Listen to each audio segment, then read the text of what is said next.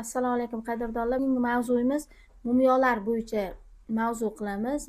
Mumyoni oddiy misol unni birinchi sort, vishi sort, ikkinchi sort deganday unlarni hamma narsani ham masalan sortovoy bo'lganday mumyoni ham xuddi shunaqangi sortovoy turlari bo'ladi. Mana oddiy misol. Mana bu mumyo bilan mana bu mumyoni farqi bor. Biz mana bu mumyoni so'rashsa, masalan pulga sotmaymiz. Pulga sotgani vijdonimiz qiynaladi. Bekorga beramiz bu mumyoni.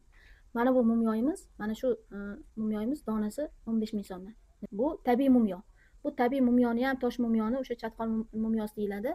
Buni o'sha joyidan oldirtirib kelaman. Nimagaki, ozgina qimmat bo'lsa ham, ozgina vaqtim ketsa ham o'sha chatqol degan joydan oldirtirib kelaman. Bu mumyoni ba'zi bozor attor mumyolariga solishtirsanglar, go'ng sifat bo'ladi. Bizning mumyoyimiz mana yaqinroq ham olib ko'rsating. Birorta go'ng sifat yo nima bo'lgan joyi yo'q. Mumyoni hidlansa ham hidi boshqacha bo'ladi.